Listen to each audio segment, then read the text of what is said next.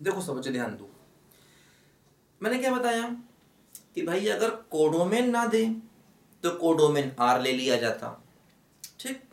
अगर डोमेन ना दे तो डोमेन को निकालने के तरीके होते जो बता रहा हूं मैं आपको। हाँ, रेंज वो कभी नहीं बताता, रेंज हमेशा ही हमें खुद से ही निकालनी पड़ती है ना। तो पहले हम डोमेन निकालने के तरीके सीखेंगे, उसके बाद हम रेंज निकालने के तरीके सीखेंगे। अब देखो ध्यान दो, ये डोमेन और रेंज को निकालने के जो मेथड हैं, ये मेथड एक्चुअली 11वीं क्लास में दिए गए हैं। देखो, डोमेन और रेंज को निकालने का सवाल एक बड़ा इंपॉर्टेंट सवाल होता है ना। देखो ध्यान दो, डोमेन और रेंज को निकालने के तरीके हम लोग पढ़ें। तो सबसे पहले हम पढ़ेंगे डोमेन, कि भाई डोमेन को कैसे निकाला जाए। उसके बाद रेंज पढ़ेंगे। हालांकि रेंज को निकालना एक टफ काम होता है, लेकिन कोई बात नहीं, टफ जब तक है जब तक हमने नहीं पढ़ा। जब हम पढ़ लेंगे तो हर चीज हमारे लिए आसान होगी। तो डोमेन हो, रेंज हो, ये सब अच्छे से हम लोग सीखेंगे और हर बात हमें पूरी क्लियर समझ में आएगी। हाँ, एक बात ध्यान रखना, ये डोमेन रेंज निकालने वाले जो क्वेश्चंस हैं ये 11वीं क्लास में हैं। मतलब ये 12th में बोर्ड में तुमसे डोमेन रेंज निकालने के सवाल नहीं पूछे जाएंगे। 12th में तुमसे क्या पूछा जाएगा? 12th में तुमसे पूछा जाएगा 1-1-on-2 function, composite function, inverse function, वो सब आके मैं आपको भी समझाऊंगा। तो डोमेन और रेंज ये हमसे 11 में पूछा जाएगा। देखो ध्यान दो, जैसे मान लो हमें क्वेश्चन दे दिया गया, fx equal to x minus 1/3, ये क्वेश्चन हमें दे दिया गया। ना तो उसने डोमेन बताया ना तो कोडोमेन, मतलब उसने ऐसे नहीं लिखा। अगर ऐसे करके लिखता इसका मतलब डोमेन कोडोमेन दे दिया, ऐसे बताया नहीं, सीधे उसने fx दे दिया। तो सीधे fx दे दिया, इसका मतलब ना तो उसने डोमेन बताया ना कोडोमेन बताया। देखो ध्यान दो, है ना। इसको ऐसे भी लिख सकते हैं, y बराबर x माइनस 1/3। तो देखो, कोडोमेन तो हमेशा r हो गया, कोडोमेन हमेशा r, कोडोमेन हमेशा r मान लिया, ठीक। अब देखो, जैसे अब हम ध्यान देंगे कि भाई y क्या दिया गया। देखो, x की वैल्यू आप कुछ भी लो, जैसे x को 1 लोगे तो y क्या हो जाएगा 0, है ना। x को 2 लोगे तो y क्या हो जाएगा 1/3, है ना। x को 0 लोगे तो y क्या हो जाएगा -1/3। देखो, आप x की जितनी चाहे उतनी वैल्यूज रख लो, आप x की कोई भी वैल्यूज जो मर्जी हो रख लो, है ना। हाँ, लेकिन x की वैल्यू रखेंगे रियल नंबर ही, x की वैल्यू इमेजनरी नहीं रखेंगे कभी भी, क्या रखेंगे हमेशा रियल। तो x की वैल्यू 1 ले लो, 2 ले लो, 3 ले लो, 4 ले लो, 0 ले लो, -1 ले लो, -2 ले लो, √2 ले लो, √3 ले लो, कुछ भी ले लो। x की वैल्यू कुछ भी रियल रखोगे, y हमेशा ही रियल आएगा, है ना। y कभी भी इमेजनरी नहीं आएगा। तो इसका मतलब ये हुआ कि x की वैल्यू हम कोई भी रियल नंबर ले सकते हैं। तो इसका जो डोमेन हो गया, वो क्या हो गया r। मतलब हम कह सकते हैं कि x पूरा रियल नंबर हो सकता है, क्योंकि x की किसी भी वैल्यू से हमें समस्या नहीं होने वाली, है ना। x कुछ भी लोगे y हमेशा रियल ही आएगा, है ना। x की वैल्यू कुछ भी लोगे y हमेशा क्या आएगा, रियल ही आएगा। इसका मतलब इस फंक्शन का डोमेन क्या हो गया, r। और ध्यान देना, r को ऐसे भी लिखते हैं ओपन इंटरवल -∞ टू इन्फिनिटी, है ना। r को ऐसे भी लिखते हैं ओपन इंटरवल -∞ टू इन्फिनिटी। मैंने बताया था ये ओपन इंटरवल, क्लोज इंटरवल, ये सारी बातें मैं बता चुका हूं आपको सेट वाले कॉन्सेप्ट में। जब मैंने आपको 11वीं क्लास में सेट बताया था तो वहां पर ये सब डिटेल से मैंने आपको समझाया था बेसिक टॉपिक में। सेट से पहले मैंने आपको कुछ बेसिक बातें सिखाई थी। देखो फिर समझ लो थोड़ा सा। जैसे मान लो अगर x 1 और 3 के बीच में है ना, और रियल है। x मान लो अगर 1 और 3 के बीच में है और रियल है, ठीक है। तो इसको हम कहते हैं कि x belongs to open interval 1, 3। इसको बोलते हैं ओपन इंटरवल। मतलब x 1 और 3 के बीच में कुछ भी हो सकता है, कोई भी रियल नंबर x 1 और 3 के बीच में कोई भी रियल नंबर हो सकता है, इसको बोलते हैं ओपन इंटरवल। मतलब x की वैल्यू 1.1 भी हो सकती है, x की वैल्यू 1.12 भी हो सकती है, x की वैल्यू 1.3 भी हो सकती है, 1.4 भी हो सकती है, 1.99 कुछ भी हो सकती है। हाँ, x की वैल्यू 2 भी हो सकती है क्योंकि 2 भी इन दोनों के बीच में आएगा, 2.1 2.2 2.3 कुछ भी हो सकती है। ठीक, तो इसका मतलब देखो ये हुआ, इसको बोलते हैं ओपन इंटरवल। ये ओपन इंटरवल का सिंबल है।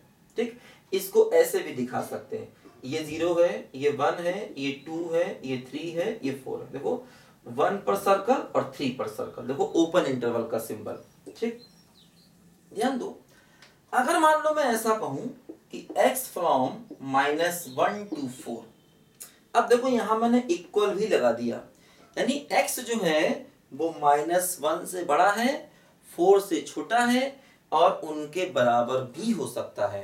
तो इसको बोलते हैं क्लोज्ड इंटरवल, ऐसे लिखते हैं x belongs to closed interval -1 4। देखो ध्यान दो, ठीक है, ये ब्रैकेट कौन से बोलो, क्लोज इंटरवल के।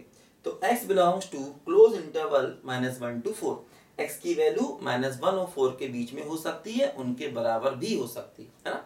देखो ये क्लोज इंटरवल का सिंबल है। ठीक, तो ओपन क्लोज में इतना ही फर्क है, ओपन में बीच के रियल नंबर लेते हैं, इसमें बीच के रियल नंबर भी लेते हैं और उनको भी ले सकते हैं, इतना ही फर्क है।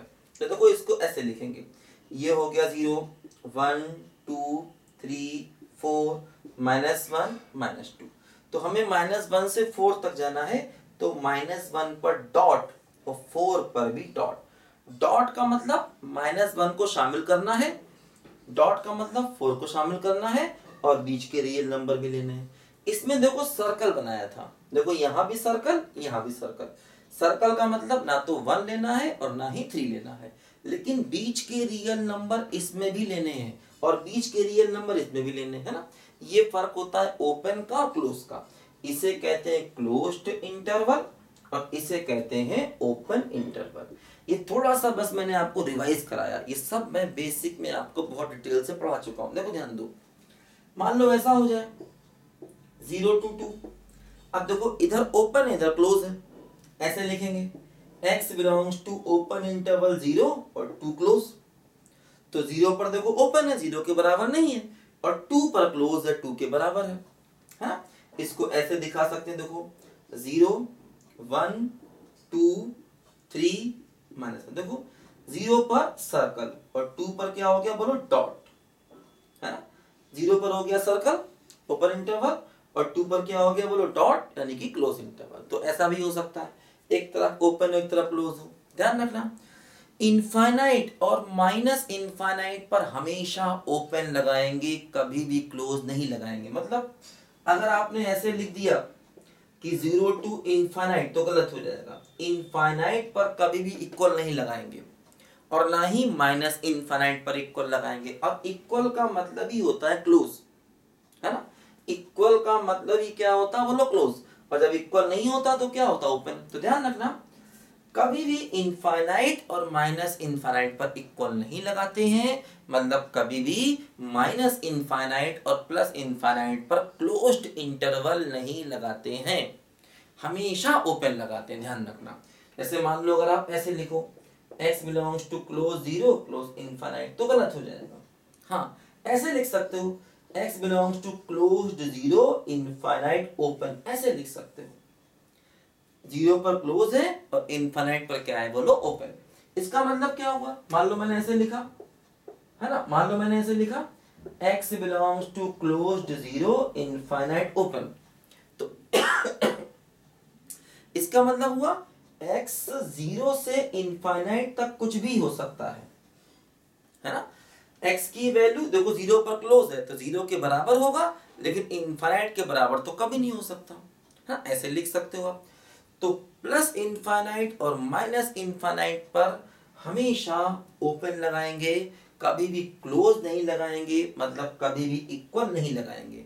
ऐसा लिखना गलत है, हाँ ऐसे लिख सकते हैं, 0 पर क्लोज हो सकता है, इनफाइनाइट पर हमेशा क्या होगा बोलो, ओपन ही होगा। ध्यान रखना, तो मतलब जो रियल नंबर होते हैं उनको हम ओपन इंटरवल माइनस इनफाइनाइट से प्लस इनफाइनाइट लिख सकते हैं, मतलब उसमें सब कुछ आ गया। देखो ऐसे करके ये होती है अपनी रियल लाइन, ये 0, ये 1, ये 2, ये 3, ये -1, ये -2 है ना। तो सारे रियल नंबर इधर है ना, सारे रियल नंबर माइनस इनफाइनाइट से लेकर कहां तक जाना है बोलो, प्लस इनफाइनाइट, सारे रियल नंबर हम ले सकते हैं। तो इसी को कहते हैं रियल नंबर, यानी open interval minus infinite two plus infinite. ठीक है, सब अच्छे इसको ध्यान से लिखो। अभी फंक्शन में बहुत कुछ पढ़ना है, फंक्शन बहुत बड़ा टॉपिक है, लेकिन अगर हमने फंक्शन को डिटेल से पढ़ लिया तो समझ लीजिए कैलकुलस की 1/3 प्रॉब्लम्स हमारी आसान हो गई। मतलब 1/3 प्रॉब्लम कैलकुलस की हमारे लिए इजी हो जाएंगी अगर हमने फंक्शन को डिटेल से पढ़ लिया। और ये फंक्शन बहुत डिटेल से मैं आपको पढ़ाऊंगा, एक एक बात मैं आपको समझाऊंगा, चाहे टाइम कितना भी लग जाए।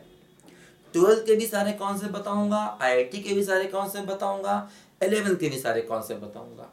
पूरी फंक्शन की एक एक बात मैं आपको डिटेल से पढ़ाऊंगा। बस आपको थोड़ा पेशेंस रख करके ध्यान से बातों को समझना है और नोट्स बनाते चलना है। और जब मैं बताऊंगा तब आप घर पे क्वेश्चन भी कर सकते हो। ध्यान दो, लिखो सब बच्चे इन बातों को जरा।